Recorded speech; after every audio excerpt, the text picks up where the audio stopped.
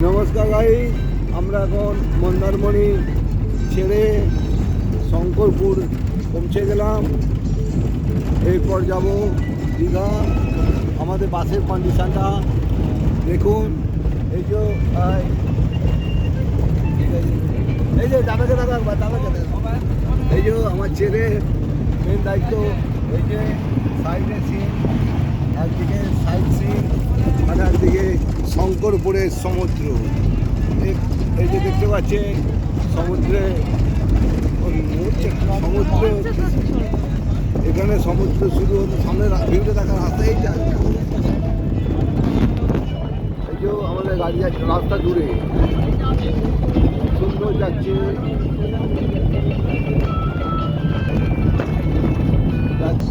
বাস ছুটে যাচ্ছে।